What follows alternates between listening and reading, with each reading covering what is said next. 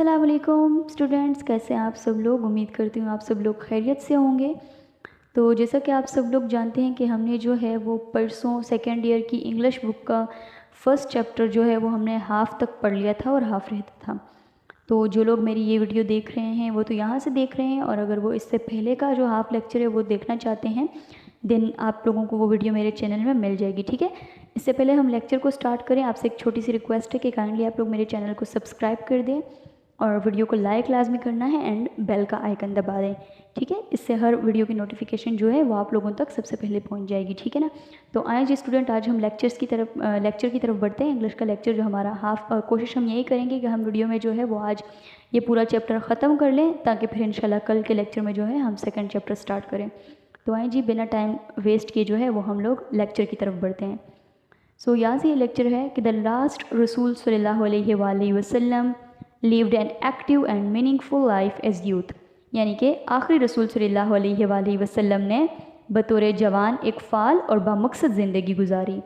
At the very tender age of 12 سال کی عمر میں انہوں نے حصہ لیا in trade activities، تجارتی سرگرمیوں میں، and accompanied his uncle ابو طالب in a business tour to Syria، اور جو ہے اپنے چاچا ابو طالب کے ساتھ شام کو ایک تجارتی سفر میں ہمراہ ہوئے۔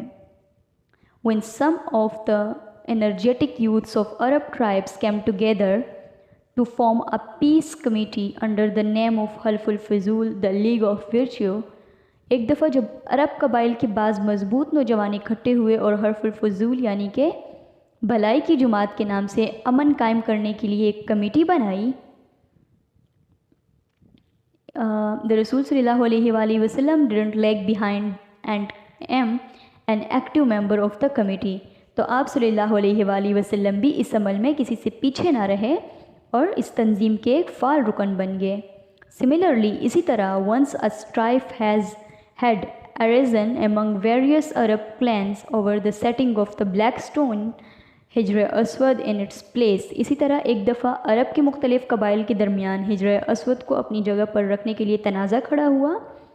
It was the 35 years old حضرت محمد صلی اللہ علیہ وآلہ وسلم who helped prevent a serious conflict by resolving the issue very sagaciously، تو 35 سالہ حضرت محمد صلی اللہ علیہ وآلہ وسلم نے اس معاملے میں اپنا کردار ادا کرتے ہوئے اسے گھمبیر ہونے سے بچایا، یعنی کہ اس مسئلے کو مزید خراب ہونے سے بچایا اور اسے دانش مندی سے حل کیا۔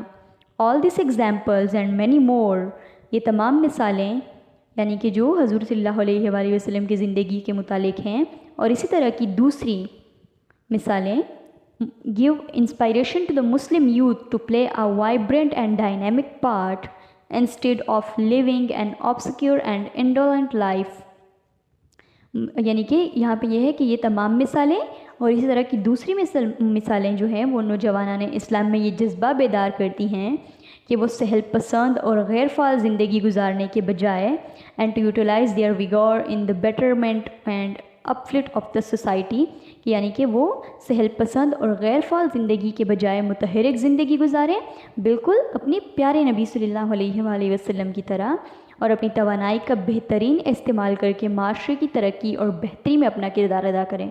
In his personal life، the رسول صلی اللہ علیہ وآلہ وسلم was the embodiment of the modesty and chastity، emphasizing the same upon his follower۔ اپنی ذاتی زندگی میں رسول صلی اللہ علیہ وآلہ وسلم شائستگی اور پاکیزگی کا ایک عمدہ نمونہ تھے اور اپنے پیروکاروں کو بھی اسی طرح رہنے کی تاکید کرتے تھے۔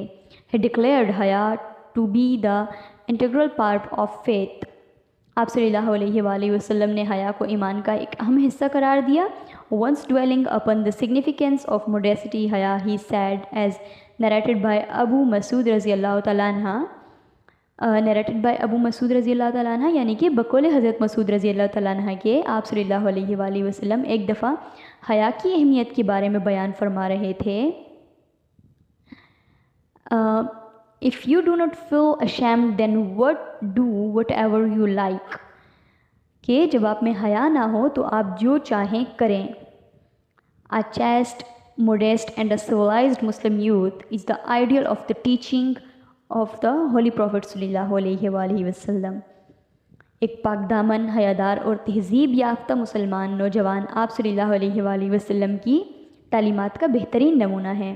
The beloved رسول صلی اللہ علیہ وآلہ وسلم disliked vanity and ostentation and always adhered to simplicity and austerity.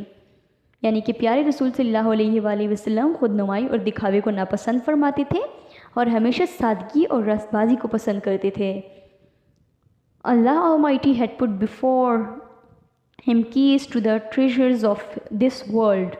یعنی کہ اللہ تعالیٰ نے دنیا جہاں کے سارے خزانوں کی چابیاں آپ صلی اللہ علیہ وآلہ وسلم کے سامنے رکھی تھی. بٹ ہی ریجیکٹڈ اٹ، لیکن آپ صلی اللہ علیہ وآلہ وسلم نے یہ لینے سے انکار کیا. Preferring an extremely simple life, اور سادہ زندگی گزارنے کو ترجیح دی. Often for months no fire could be lighted in his house from scantiness of means. یعنی کہ اشیاء کی قلت کی وجہ سے آپ صلی اللہ علیہ وآلہ وسلم کے گھر مہینوں چولہا نہیں جلتا تھا. He always treated the people of inferior social status with kindness and affection. آپ صلی اللہ علیہ وآلہ وسلم نے ہمیشہ کمزور معاشی حیثیت رکھنے والوں لوگوں کے ساتھ مہربانی اور شفقت کا سلوک کیا. یعنی کہ اپنے سے کمتر جو لوگ ہوتے ہیں ان کے ساتھ ہمیشہ مہربانی اور شفقت کا سلوک کیا. He never allowed his little page to be scolded for his mistake if any. آپ صلی اللہ علیہ وآلہ وسلم نے اپنے آپ سے کمتر نوکروں کو ان کی غلطی کرنے پر ڈانٹنے سے منع فرمایا. انس رضی اللہ تعالیٰ عنہ testifies to his sublime character. یعنی کہ انس رضی اللہ تعالیٰ عنہ گواہی دیتے ہیں ان کے عظیم اور بلند کردار کے بارے میں. I served the Prophet for 10 years. یعنی کہ میں نے نبی صلی اللہ علیہ وآلہ وسلم کی 10 سال خدمت کی. بائی اللہ، لیکن خدا کی قسم he never even said to me off. انہوں نے مجھے اف تک نہیں کہا. he never said harshly. نہ انہوں نے مجھے سخت لہجے میں کہا why did you do that، کہ آپ نے ایسا کیوں کیا، اور why did you not do that، اور آپ نے ایسا کیوں نہیں کیا. یعنی کہ یہ حدیث کچھ اس طرح کی ہے. حضرت انس رضی اللہ تعالیٰ عنہ آپ صلی اللہ علیہ وآلہ وسلم کے بلند کردار کے بارے میں گواہی دیتے ہوئے فرماتے ہیں کہ میں نے حضور صلی اللہ علیہ وآلہ وسلم کی 10 سال خدمت کی، لیکن خدا کی قسم آپ صلی اللہ علیہ وآلہ وسلم نے مجھے اف تک نہیں کہا، اور کبھی بھی انہوں نے مجھے سخت لہجے میں یہ نہیں کہا کہ آپ نے اس طرح کیوں کیا یا کیوں نہیں کیا. اور یہ حدیث جو ہے یہ صحیح البخاری اور صحیح مسلم سے لی گئی ہے. To the obedience of such a benevolent and merciful رسول صلی اللہ علیہ وآلہ وسلم, the Lord has attached his own pleasure. یعنی کہ اللہ تعالیٰ نے اپنی رضامندی کو اتنے مہربان اور رحم دل رسول صلی اللہ علیہ وآلہ وسلم کے اطاعت کے ساتھ جوڑا ہے. کس طرح؟ یعنی مطلب کہ اطاعت کے ساتھ جوڑا ہے یعنی کہ اگر تم رسول اللہ صلی اللہ علیہ وسلم کی اطاعت کرو گے تو اللہ تعالیٰ آپ سے راضی ہوگا. ٹھیک ہے. The Holy Quran says, say O Prophet, if you really love Allah. یعنی کہ قرآن پاک میں اللہ تعالیٰ فرماتا ہے کہہ دیجئے اے پیغمبر اگر تم اللہ سے محبت رکھتے ہو then follow me، تو میری اطاعت کرو. اللہ will love you and forgive your sins، کہ اللہ تعالیٰ جو ہے وہ آپ کو معاف کر دیں گے اور آپ کے گناہ کو جو ہے معاف فرما دیں گے. یعنی کہ یہ ہے اس کا اگر ہم ٹاپک وائز اس کی ہم ٹرانسلیشن دیکھیں تو وہ اس طرح ہوگی کہ اللہ تعالیٰ قرآن پاک میں اللہ تعالیٰ فرماتا ہے کہ اے پیغمبر کہہ دیجئے اگر تم اللہ سے محبت رکھتے ہو تو میری اطاعت کرو، اللہ تعالیٰ تم سے محبت کرے گا اور تمہارے گناہوں کو معاف فرما دے گا. It clearly denotes that the pleasure of Allah Almighty can be achieved through following the footprints of His beloved. اس آیت کی روشنی میں یہ بات واضح ہو جاتی ہے کہ اگر کسی نے کبھی اللہ تعالیٰ کی خوشنودی حاصل کرنی ہے تو انہیں اللہ تعالیٰ کے محبوب صلی اللہ علیہ وآلہ وسلم کے نقش قدم پر چلنا ہوگا.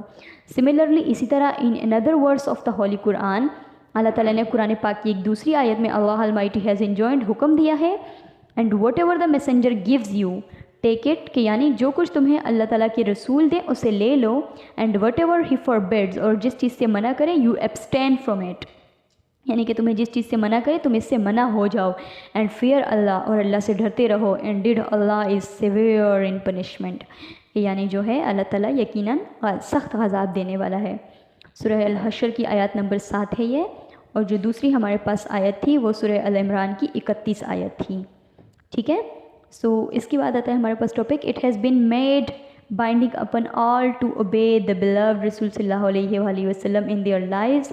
یہ سب پر لازم کر دیا گیا ہے کہ سب لوگ اپنی زندگی میں پیارے رسول صلی اللہ علیہ وآلہ وسلم کی پیروی کریں. Since complete obedience is impossible without having a through knowledge of the سیرت طیبہ، یعنی کہ چونکہ آپ صلی اللہ علیہ وآلہ وسلم کی سیرت طیبہ پڑھے بغیر آپ صلی اللہ علیہ وآلہ وسلم کی مکمل پیروی کرنا ناممکن ہے. Hence it becomes mandatory to acquaint themselves with the سیرت طیبہ. اس لیے تمام مسلمانوں کو سیرت طیبہ سے آگاہی حاصل کرنا لازم ہو جاتا ہے. The youth being the backbone of the body of Ummah، نوجوان جو امت مسلمہ میں ریڑھ کی ہڈی کی حیثیت رکھتے ہیں، must follow the teachings of the beloved Rasul in letter and spirit to attain purity and their character، کہ ان سب کو نبی صلی اللہ علیہ وآلہ وسلم کی تعلیمات پر حقیقی معنوں میں عمل کرنا چاہیے تاکہ وہ اپنے کردار میں پاکیزگی لا سکیں. تو اسٹوڈنٹ، یہ تھا ہمارا فرسٹ چیپٹر جو کہ آج پارٹ 2 کی ویڈیو میں کمپلیٹ ہو گیا ہے. اس سے پہلے کہ اگر جو باقی ٹاپک آپ دیکھنا چاہتے ہیں تو اس کے لیے آپ جو ہے وہ پارٹ 1 ویڈیو دیکھیں، میرے چینل میں پڑی ہوئی ہے. ٹھیک ہے، انشاءاللہ کل سے جو ہیں کل ہم اس چیپٹر کی سمری بھی کریں گے اور ہم کوشش کریں گے کہ ہم نیکسٹ چیپٹر بھی جو ہے وہ ہم سٹارٹ کر لیں.